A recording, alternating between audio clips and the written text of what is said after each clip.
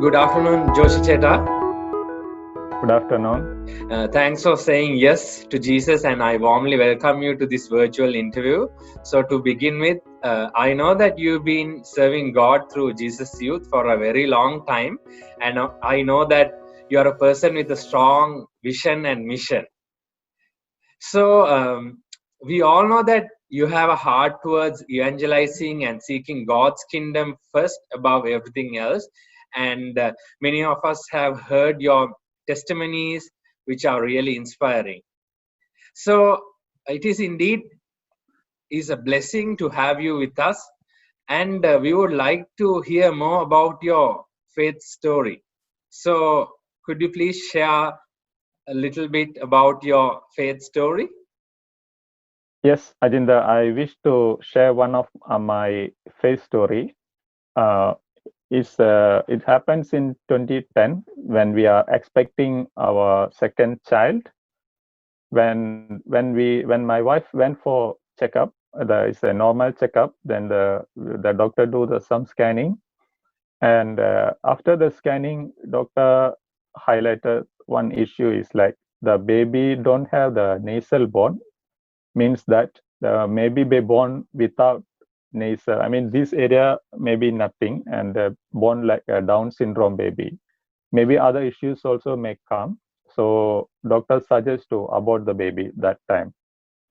Because in our faith we don't have this, in our life we don't have expect any of these issues, but because of our faith we decided to continue the pregnancy and ready to accept what God giving us.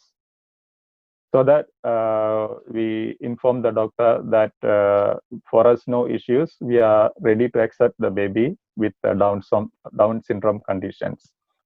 And for the 6 month scanning, also doctor do the scanning, and doctor says that there is no nasal bone also. And doctors say no choice, you if you decided to continue, it's up to you. So we through faith and through prayer we continue the pregnancy. And ninth month also the doctor did the scanning, the same doctor do the scanning, and says that still the same condition and no choice, we need to receive that baby with this condition. Through the faith and through the Jesus Youth Fellowship, many of the Jesus Youth friends they are praying. At the same time, many of my friends also says that why you choose this way, and in the book of Job, we can see how the Job accept all the difficult moments in his life, and finally God bless. Okay, so for us, we also ready to accept what God giving, and finally during the birth, I was there, and the same doctor was there.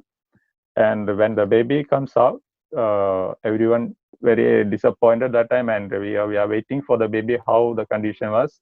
Then what happened is when the baby comes out, we look at the baby's face. It looks like nothing happens to the baby. Everything is in the normal condition.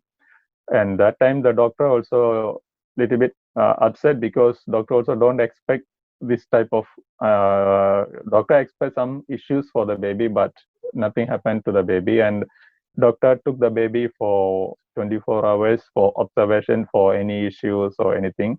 And finally doctor declared that this baby don't have any issues. So this is and only through the prayer and JY fellowship's help only we continue, and we got the God's blessing without any issues in our life. Wow, that's so inspiring, and it personally challenged me how you have internally responded to this trial with Jesus. So, Cheta, secondly, I want to know how you find time for your mission activities, and how do you carry Jesus to your workplace? Yes, in the Catechism of Catholic Church, number 2 talks about go therefore and make disciples of all nations. In Matthew chapter 28:19 also the same. So I take this, and it's also a responsibility for each and everyone. So I take this seriously, and For me, I personally, I take last year I took a decision to take a personal mission for to reach out all the dormitories in Singapore. It's a dream actually, and it takes a long time.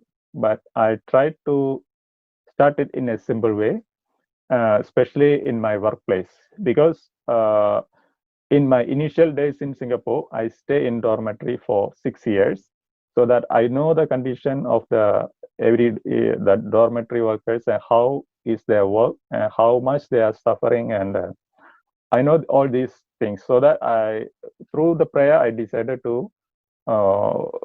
decided to do this personal mission for those who are staying in the dormitories, to bring the Jesus to them. And my dream is to at least one fellowship in every dormitory in Singapore. So how to do that is, uh, it's not easy, because for me, I cannot go inside the dormitories now because I'm staying outside. So only one way is, in my workplace, there is many workers are coming from the dormitories. So that is the only one way I can reach out to them. So I use that opportunity to meet the people over there, and sit time with them for sharings, and ask them for any help. And through this way, I meet them, and this is the only one opportunity for me now. Then another one I want to share is, during the working hours, it's quite difficult. So sometimes I use after work, I spend sometime at least 1 hour or 2 hours spend with them, because personally I give the tithe for last 20 years since I started my journey with the Jesus Youth. I know it is very important, and since 2002 I give my tithe for my salary. At the same time, I try to give the tithe, because in the Bible talks about the tithe is like, you must give the tithe for everything, not only for the annual, not only for the salary. So it says about everything we need to give the tithe of everything. So that I give the salary, the tithes of my salary. Also, I try to give the annual leave, the tithe for my annual leave. It's if I have 15 days leave, then I need to spend 1.5 days or 2 days for the mission work.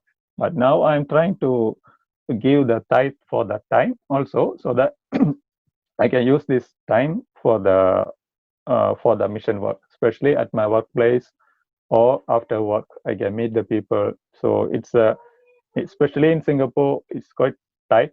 I mean, the time is very important, because working hours also very tight. Family, we need to spend. I need to spend time for my family, and I need to spend time for my kids. So that it's very challenging, and also I need to spend my spiritual needs. I mean, I need to spend time for my personal prayer, attend Holy Mass daily. All this take time. Then how to find the time in this situation?